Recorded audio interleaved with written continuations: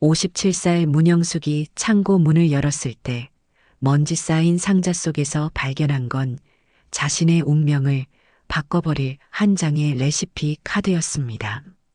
겨울 아침 시장 바람이 유난히 매서웠어요. 영숙은 자신의 분식집 앞에 서서 한숨을 깊게 내쉬었어요. 코끝이 시려왔지만 마음은 더 차가웠어요. 영숙의 시선이 자연스럽게 옆 골목으로 향했어요. 선민의 분식집 앞에는 아침부터 줄이 길게 늘어서 있었어요. 김이 모락모락 올라오는 떡볶이 냄새와 손님들의 웃음소리가 골목 전체를 따뜻하게 감쌌어요. 영숙은 눈살을 찌푸렸어요. 불과 몇 달 전만 해도 저 자리는 자신의 차지였어요. 40년을 한자리에서 분식집을 운영해온 영숙에게는 자부심이 있었어요. 시장 사람들이 인정하는 손맛, 단골 손님들의 변함없는 사랑. 그런데 선민애가 들어선 뒤로 모든 게 달라졌어요. 손님들이 하나둘 발길을 돌렸고 매출은 눈에 띄게 줄어들었어요. 그때 시장 관리인이 다가왔어요. 중년의 관리인은 미안한 표정으로 말을 꺼냈어요. 사장님, 죄송한데 창고료가 6개월째 밀렸어요. 오늘까지만 기다려드릴게요. 영숙의 얼굴이 붉어졌어요. 평생 남에게 신세지기 싫다는 신조로 살아온 영숙에게 밀린 돈 얘기만큼 자존심 상하는 일은 없었어요. 네, 알겠습니다. 지금 가져다 드릴게요. 영숙은 무거운 발걸음으로 시장 구석에 있는 창고로 향했어요. 오래된 자물쇠를 열고 문을 밀어 젖히자 곰팡내가 코를 찔렀어요. 어둠 속에서 손전등을 켜고 구석구석을 뒤졌어요. 돈이 될 만한 물건을 찾아서라도 창고료를 마련해야 했어요. 낡은 상자들을 하나씩 열어보며 영숙은 추억에 잠겼어요. 그런데 맨 끝에 있던 상자를 열었을 때 영숙의 손이 멈췄어요. 먼지를 털어내자 빨간 연필로 체크된 손글씨 레시피 카드가 나타났어요. 글씨체가 너무나 익숙했어요. 엄마의 글씨였어요. 영숙의 가슴이 두근거리기 시작했어요. 카드 옆에는 작은 별표와 동그라미 표시가 있었어요. 이 표시는 어릴 때 엄마가 자신과 언니에게만 가르쳐준 비밀 표시였어요. 영숙은 레시피 카드를 떨리는 손으로 들여다봤어요. 떡볶이 양념장 만드는 법, 어묵 우리는 시간, 튀김 반죽 비율까지 모든 게 자신이 알고 있는 비법과 똑같았어요. 아니, 더 정확히 말하면 엄마가 자신에게만 알려준 레시피였어요. 이게 왜 여기에 있지? 영숙은 혼잣말을 했어요. 별표와 동그라미 표시를 다시 한번 자세히 들여다봤어요. 틀림없었어요. 이건 엄마가 자신과 언니에게만 가르쳐준 특별한 표시였어요. 갑자기 머릿속에 스친 생각이 있었어요. 선민의 떡볶이 맛이 왜 그렇게 익숙했는지, 왜 자신의 단골 손님들까지 그쪽으로 발길을 돌렸는지, 혹시 이 레시피 카드와 관련이 있는 건 아닐까? 영숙은 카드를 품에 꼭 껴안았어요. 오랫동안 잊고 지냈던 언니 선영에 대한 기억이 떠올랐어요. 40년 전 갑자기 사라져버린 언니. 그 이후로 한 번도 만나지 못한 언니 말이에요. 영숙은 창고 문을 잠그고 천천히 걸어 나왔어요. 손에는 레시피 카드를 꼭 쥐고 있었어요.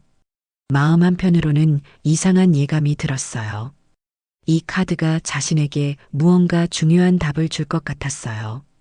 하지만 그게 무엇인지는 아직 알 수 없었어요. 다음 날 영숙은 일찍 일어나 선민애를 관찰하기 시작했어요. 자신의 가게에서 일하는 척하면서 몰래 지켜봤어요. 선민은 30대 후반 정도로 보이는 여성이었어요. 키가 크고 깔끔한 인상이었는데 손님을 대하는 태도가 무척 친절했어요. 하지만 영숙이 주목한 건 다른 거였어요. 영숙은 점심시간이 되자 용기를 내서 선민애로 가봤어요. 손님인 척하며 떡볶이를 시켰어요. 첫 한 젓가락을 입에 넣는 순간 영숙은 깜짝 놀랐어요. 맛이 딱 자기 집 맛이었어요. 아니, 더 정확히 말하면 어릴 때 엄마가 끓여주던 그 맛이었어요. 국물의 깊은 맛, 단맛과 매운맛의 절묘한 조화. 모든 게 똑같았어요. 영숙은 주방을 슬쩍 들여다봤어요. 선미가 국물을 젓는 모습, 양념을 넣는 순서, 심지어 불 조절하는 방식까지 모든 게 자신의 방법과 똑같았어요. 그런데 더 놀라운 건 조리대 위에 놓인 칼이었어요. 낡은 나무 칼자루에 점 2개가 새겨져 있었어요. 영숙의 심장이 빠르게 뛰었어요.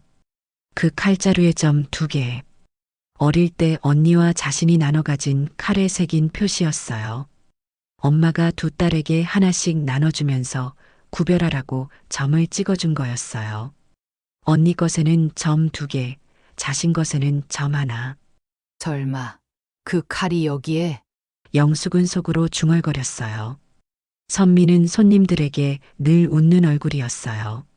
더 드릴까요? 국물이 부족하면 말씀하세요.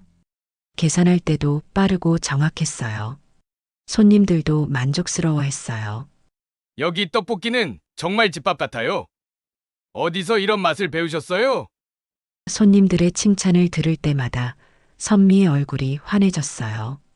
영숙은 마음이 복잡해졌어요.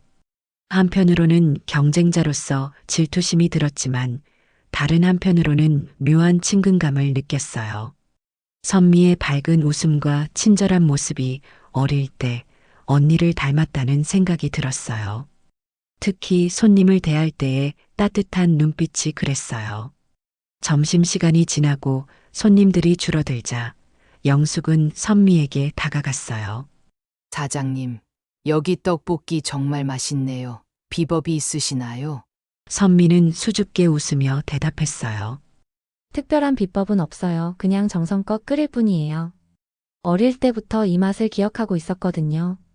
어릴 때부터요? 영숙이 물었어요. 선미는 잠시 머뭇거리더니 말했어요.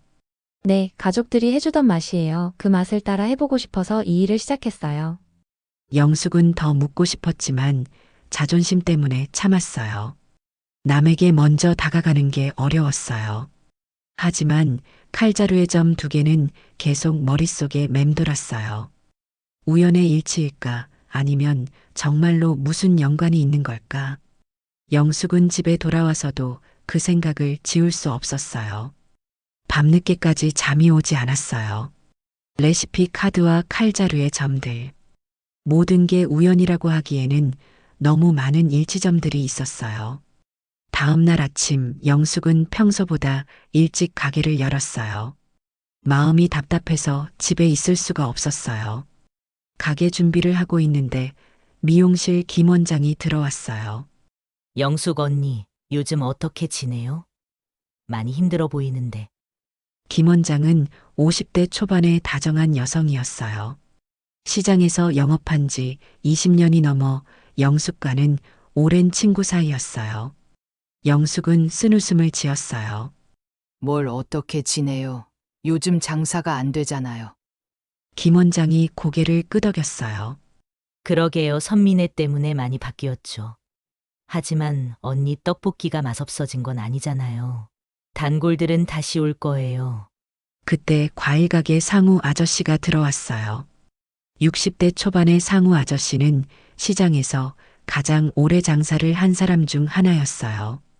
영숙 씨, 아침부터 무슨 걱정이에요? 영숙이 사정을 설명하자 상우 아저씨가 말했어요. 요즘 손님들은 새로운 거 좋아해요 하지만 진짜 맛을 아는 사람들은 결국 돌아와요. 두부집 할머니도 지나가다 들어왔어요. 70이 넘은 할머니는 시장의 터줏대감이었어요. 영수가 너무 걱정하지 마라. 내가 40년 동안 이 자리를 지킨 건 실력 때문이야. 유행은 지나가는 거고 진짜는 남는 거야. 시장 사람들의 위로가 따뜻했지만 현실은 냉정했어요. 매출은 계속 줄어들고 있었고 창고료 같은 고정비는 그대로였어요. 영숙은 마음속으로 한숨을 쉬었어요. 위로의 말들이 고마웠지만 당장의 현실을 바꿔주지는 못했어요. 점심시간이 되자 중학생 지우가 들어왔어요. 지우는 영숙의 단골 중 단골이었어요. 중학교 1학년인 지우는 거의 매일 방과 후에 영숙의 가게를 찾았어요. 이모 떡볶이 하나 주세요. 지우의 밝은 목소리가 가게 안을 환하게 만들었어요. 영숙은 지우를 보면서 마음이 따뜻해졌어요. 오늘도 학교 끝나고 바로 왔구나. 많이 배고팠지? 떡볶이를 끓이면서 지우와 이야기를 나눴어요. 지우는 학교에서 있었던 일들을 재미있게 얘기해줬어요. 친구들과 놀았던 이야기, 수업 시간에 재미있었던 일들. 떡볶이가 완성되자 영숙은 평소보다 많이 담아줬어요.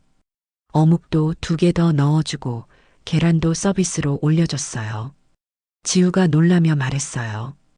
이모 너무 많이 주셨어요. 영숙이 웃으며 대답했어요.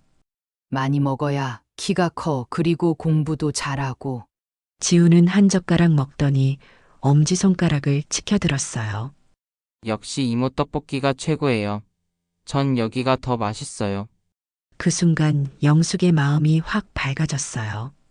매출이 줄어도 경쟁이 치열해도 자신의 맛을 알아주는 사람이 있다는 게 얼마나 큰 위로인지 깨달았어요. 지우가 떠난 후 영숙은 혼자 생각에 잠겼어요. 시장 사람들의 응원, 지우 같은 단골들의 변함없는 사랑. 이런 것들이 자신이 이 자리를 지켜야 하는 이유였어요. 하지만 동시에 선민애에 대한 궁금증은 더욱 커져갔어요. 과연 그 칼자루의 점 2개는 우연일까? 아니면 정말로 어떤 연관이 있는 걸까? 그날 저녁 영숙은 다시 창고로 갔어요. 레시피 카드를 발견했던 상자를 더 자세히 뒤져보고 싶었어요. 손전등을 켜고 상자 구석구석을 살펴봤어요. 그런데 상자 맨 밑바닥에서 오래된 사진 한 장을 발견했어요. 흑백 폴라로이드 사진이었는데 세월의 흔적으로 가장자리가 누렇게 변해 있었어요. 사진을 자세히 들여다본 영숙은 깜짝 놀랐어요. 사진 속에는 어린 자신과 언니 선영이 나란히 서 있었어요. 아마 초등학생 때 찍은 것 같았어요. 2 아이가 시장 앞에서 손을 잡고 환하게 웃고 있었어요. 뒤에는 지금과 별로 달라 보이지 않는 시장 풍경이 펼쳐져 있었어요. 영숙은 사진을 뒤집어 봤어요. 뒷면에는 엄마의 친숙한 글씨가 적혀 있었어요. 영숙 선영, 우리 별 동그라미. 그 옆에는 작은 별표와 동그라미가 그려져 있었어요. 레시피 카드에서 봤던 바로 그 표시였어요. 영숙의 가슴이 뛰기 시작했어요. 그런데 사진을 자세히 보니 한쪽이 찢어져 있었어요. 언니가 서 있던 부분의 일부가 없어진 상태였어요. 찢긴 조각이 어디 있는지 아무리 찾아도 보이지 않았어요. 영숙은 사진을 손전등 불빛에 비춰가며 계속 들여다봤어요. 왜 찢어졌을까? 누가 찢은 걸까? 그리고 나머지 조각은 어디에 있을까? 밤이 깊어졌지만 영숙은 잠이 오지 않았어요. 사진을 책상 위에 놓고 계속 바라봤어요. 어릴 때의 추억들이 하나씩 떠올랐어요. 언니와 함께했던 시간들, 시장에서 뛰어놀던 날들, 엄마의 따뜻한 손길들. 모든 게 그리웠어요. 그러다 문득 선민애가 궁금해졌어요. 혹시 선미도 이런 사진을 가지고 있을까? 아니면 정말로 우연의 일치일까? 영숙은 사진을 품에 넣고 밖으로 나갔어요. 선민의 가게는 이미 문을 닫았지만 불빛이 새어나오고 있었어요. 영숙은 조심스럽게 다가가서 유리창 너머로 안을 들여다봤어요. 선미가 혼자 설거지를 하고 있었어요. 그런데 설거지를 마친 선미가 갑자기 무언가를 찾는 듯한 행동을 보였어요. 서랍을 열어보고 선반을 뒤지고 있었어요. 그때 선미가 작은 소리로 혼잣말을 했어요. 사진 어디 둔 거지? 영숙은 그 말을 듣고 온몸이 얼어붙는 느낌이었어요. 선미도 사진을 찾고 있었어요. 혹시 자신이 찾던 그 찢어진 조각을 선미가 가지고 있는 건 아닐까? 영숙은 더 이상 지켜볼 수 없어서 집으로 돌아왔어요. 하지만 잠은 더욱 오지 않았어요. 머릿속에서 모든 조각들이 맞춰지기 시작했어요. 레시피 카드, 칼자루의 점 2개, 그리고 이제 찢어진 사진까지. 모든 게 우연이라고 하기에는 너무 많은 연결고리들이 있었어요. 영숙은 아침이 될 때까지 뒤척였어요. 내일은 반드시 선미에게 직접 물어봐야겠다고 생각했어요. 더 이상 궁금증을 참을 수가 없었어요. 진실이 무엇인지 알아야 했어요. 다음 날 아침 영숙은 평소보다 일찍 일어났어요. 마음의 준비를 하고 선미네로 향했어요. 가슴이 두근두근 뛰었지만 더 이상 미룰 수는 없었어요. 선미가 가게 문을 열고 준비하고 있을 때 영숙이 들어갔어요. 안녕하세요? 선미가 밝게 인사했어요. 하지만 영숙의 표정이 심상치 않다는 걸 금세 알아챘어요. 영숙은 조리대 위에 칼을 가리키며 말했어요. 칼자루에 점 2개가 있네요.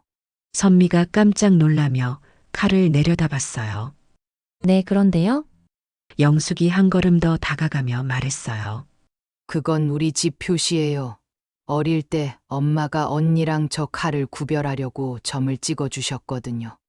언니 것에는 점 2개, 제 것에는 점 1요. 선미의 얼굴이 창백해졌어요.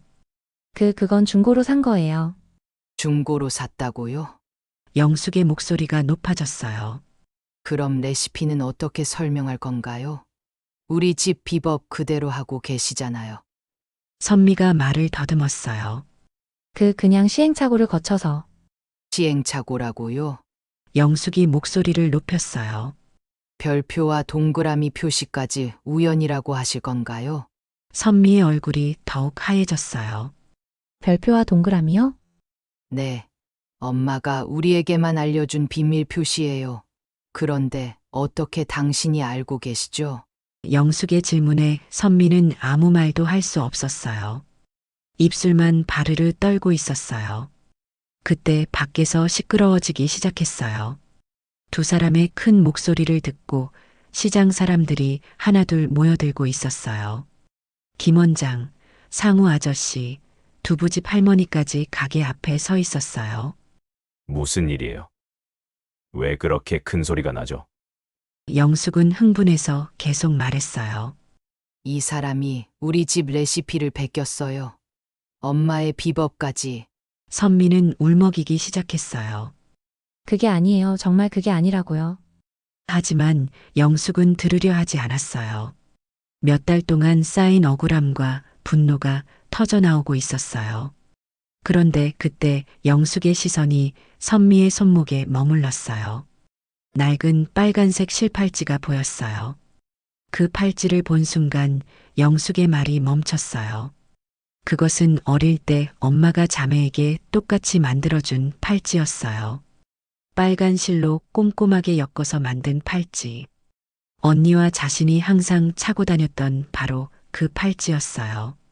영숙의 얼굴에서 분노가 사라지고 혼란스러운 표정이 나타났어요. 그 팔찌는 선미도 자신의 손목을 내려다봤어요.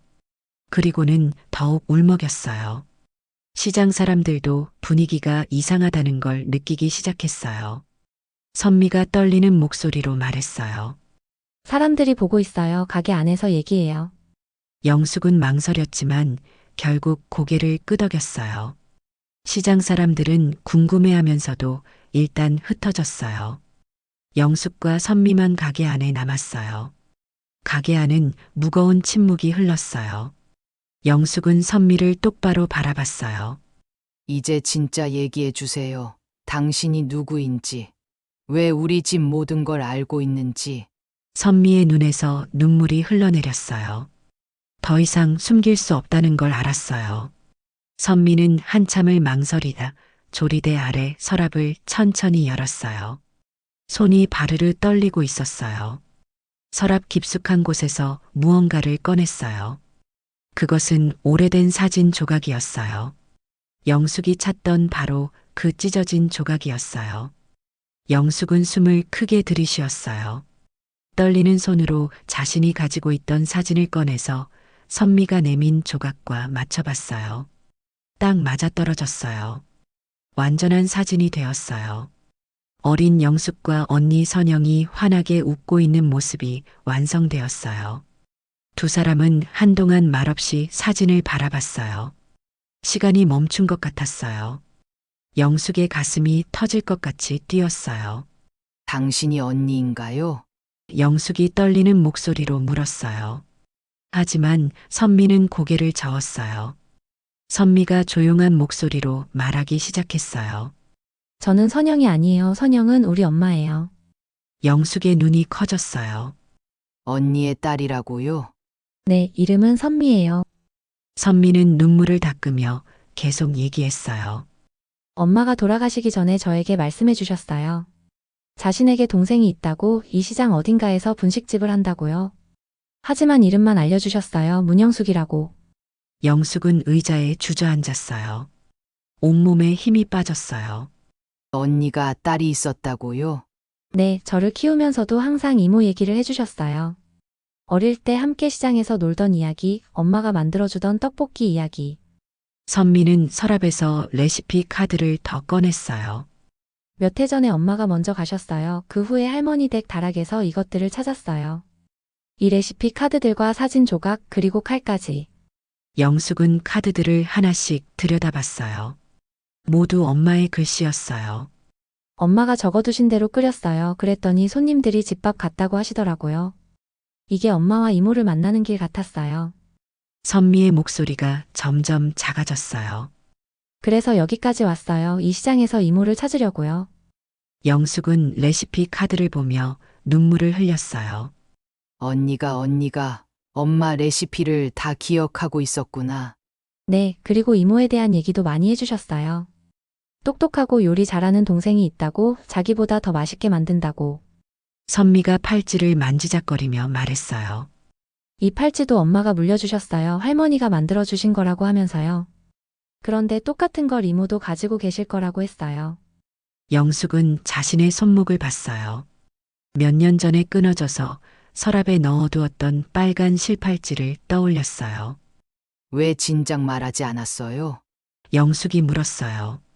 선미가 고개를 숙였어요. 무서웠어요. 갑자기 나타나서 조카라고 하면 안 믿으실까봐. 그래서 일단 가게를 열고 이모가 먼저 눈치채시기를 기다렸어요. 영숙은 복잡한 심정이었어요. 몇 달 동안 경쟁자라고 생각했던 사람이 조카였다니. 언니를 그리워하며 찾아온 조카를 적으로 여겼던 자신이 미안했어요. 언니는 어떻게? 영숙이 조심스럽게 물었어요. 선미의 눈에서 또 눈물이 흘렀어요. 몇 해 전에 아프시다가 병원에서 많이 고생하셨어요. 돌아가시기 전까지 이모 걱정을 많이 하셨어요. 만나지 못한 걸 후회하신다고. 영숙도 눈물이 멈추지 않았어요. 40년 동안 만나지 못한 언니, 그리고 이제야 만난 조카. 두 사람은 한참을 울었어요. 40년의 시간과 그리움이 한꺼번에 쏟아져 나왔어요. 영숙은 선미를 꼭 안아주고 싶었지만 아직은 어색했어요. 대신 선미의 손을 조심스럽게 잡았어요. 이제 혼자가 아니에요. 영숙이 말했어요. 선미가 고개를 끄덕이며 눈물을 닦았어요. 그날 밤 두 사람은 가게 문을 닫고 오랫동안 대화를 나눴어요. 선미는 엄마 선영에 대한 이야기를 들려줬어요. 어떻게 살았는지, 무슨 일을 했는지, 그리고 항상 영숙을 그리워했다는 이야기까지. 영숙은 눈물을 흘리며 들었어요. 엄마가 말씀하셨어요. 어릴 때 이모가 얼마나 요리를 좋아했는지, 함께 엄마를 도와 떡볶이를 만들던 기억들을요. 선미의 목소리가 따뜻했어요. 그래서 제가 요리를 배울 때도 항상 이모 이야기를 해주셨어요. 이모 같은 손맛을 가지라고. 영숙은 언니에 대한 자신의 기억을 나누었어요. 언니는 항상 밝았어. 무슨 일이 있어도 웃으면서 넘어갔지. 너를 보니까 언니가 생각나더라. 선미의 얼굴에 미소가 떠올랐어요. 엄마도 그랬어요. 힘들 때일수록 더 밝게 웃으셨어요. 대화가 깊어지면서 두 사람 사이의 어색함이 사라져 갔어요. 영숙은 선미에게 어릴 때 언니와의 추억들을 자세히 들려줬어요. 시장에서 함께 뛰어놀던 이야기, 엄마를 도와 음식을 만들던 기억들, 그리고 언니가 사라진 그날의 일까지.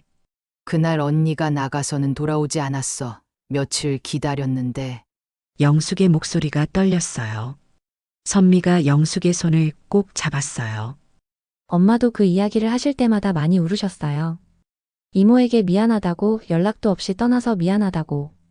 밤이 깊어갈수록 두 사람은 더욱 가까워졌어요.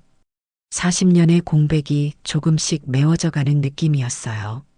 선미가 조심스럽게 말했어요. 이모, 제가 부담이 되시나요? 갑자기 나타난 조카라서. 영숙이 고개를 저었어요.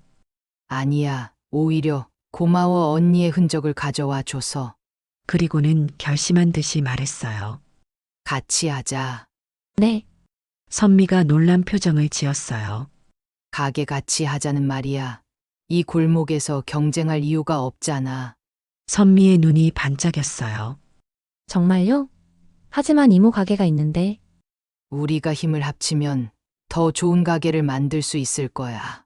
언니의 레시피와 내 경험을 합쳐서. 영숙의 목소리에 확신이 담겨 있었어요. 다음 날 아침 두 사람은 함께 새로운 간판을 만들었어요.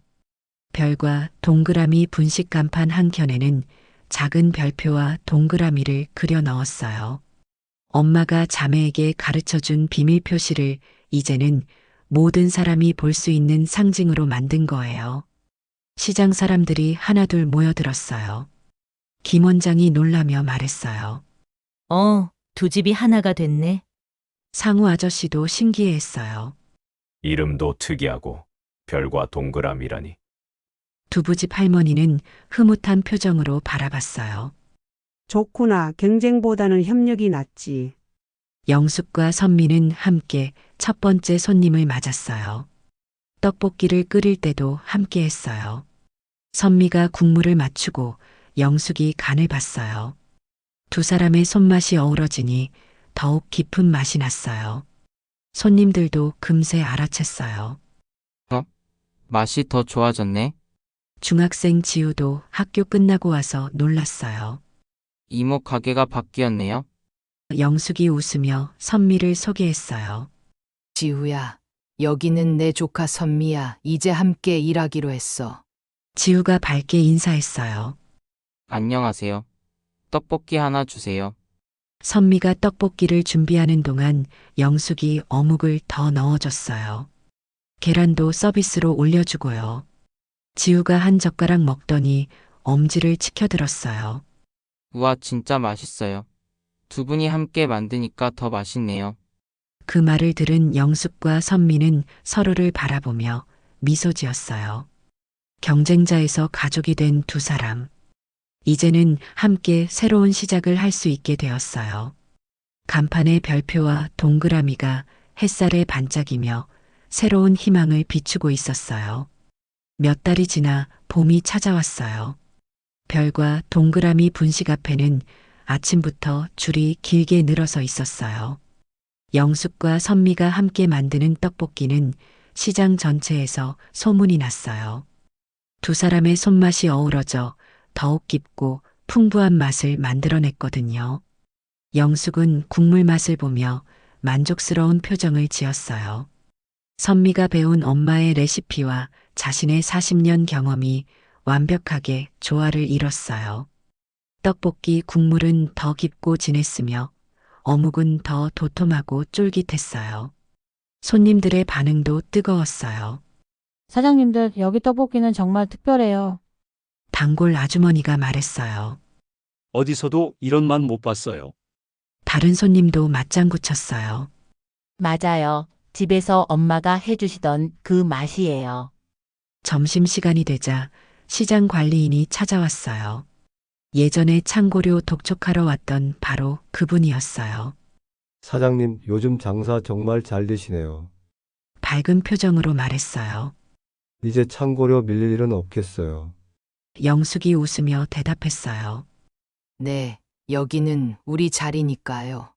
그 말에는 깊은 의미가 담겨 있었어요. 이곳은 단순한 장사터가 아니라 가족의 역사와 추억이 살아 숨쉬는 소중한 공간이라는 뜻이었어요. 선미가 조리대 위에 오래된 칼자루를 정성스럽게 닦고 있었어요. 점 2개가 햇빛에 반짝였어요. 이제 그 점들은 경쟁과 의심의 상징이 아니라 가족을 이어주는 소중한 표시가 되었어요. 선미는 칼을 사용할 때마다 엄마와 이모를 생각했어요. 가게 벽에는 액자가 걸려 있었어요. 완성된 가족 사진의 복사본이었어요. 어린 영숙과 선영이 환하게 웃고 있는 모습. 그 옆에는 엄마의 손글씨가 적힌 레시피 카드도 함께 전시되어 있었어요. 손님들이 종종 그 액자를 보며 이야기를 물어보곤 했어요. 저 사진 속 아이들이 사장님들이에요. 호기심 많은 손님이 물었어요. 영숙이 자랑스럽게 대답했어요. 네, 저와 제 언니예요. 그리고 여기는 제 언니의 딸이에요. 선미도 미소 지으며 인사했어요. 손님들은 감동스러워했어요. 가족이 함께하는 가게네요. 그래서 더 맛있나 봐요. 오후가 되자 단골들이 하나씩 찾아왔어요. 김 원장, 상우 아저씨, 두부집 할머니까지 모두들 변화를 지켜보며 흐뭇해했어요. 처음에는 걱정했는데 이렇게 잘 되니까 보기 좋네요. 상우 아저씨가 말했어요. 중학생 지우도 학교가 끝나고 바로 달려왔어요. 이모들 오늘도 떡볶이 주세요. 이제는 영숙과 선미를 모두 이모라고 불렀어요. 두 사람 모두 지우를 아끼는 마음은 똑같았거든요. 영숙이 떡볶이를 끓이고 선미가 어묵을 더 넣어주는 모습을 지우는 흐뭇하게 바라봤어요. 해가 질 무렵 하루 장사를 마무리하며 영숙과 선미는 뿌듯한 마음으로 정리를 했어요. 매출도 늘었고 무엇보다 마음이 든든했어요. 혼자가 아니라는 것, 가족이 함께한다는 것의 소중함을 매일 느꼈어요. 선미가 간판을 닦으며 말했어요. 이모, 정말 감사해요. 저를 받아주셔서. 영숙이 선미의 어깨에 손을 올렸어요. 고마운 건 나야 언니를 다시 만나게 해줘서. 마지막으로 두 사람은 간판을 올려다 봤어요. 별과 동그라미 분식이라는 글씨와 함께 작은 별표와 동그라미가 석양빛에 반짝이고 있었어요. 그 상징들은 이제 새로운 의미를 가지게 되었어요. 과거의 그리움이 아니라 현재의 행복과 미래의 희망을 나타내는 표시가 되었어요. 시장이 조용해지는 저녁 시간, 영숙과 선미는 서로를 바라보며 미소 지었어요. 우연히 시작된 만남이었지만 이제는 운명처럼 느껴졌어요. 언니 선영이 하늘에서 두 사람을 이어준 것만 같았어요. 별과 동그라미, 이 작은 상징들이 만들어낸 기적 같은 이야기였어요. 이제 이 자리는 단순한 분식집이 아니었어요. 가족의 사랑이 살아 숨쉬는 특별한 공간이었어요. 그리고 앞으로도 계속 그럴 거예요. 영숙과 선미가 함께 지켜나갈 소중한 우리들만의 자리였으니까요. 시청해 주셔서 감사합니다. 오늘도 좋은 하루 보내세요.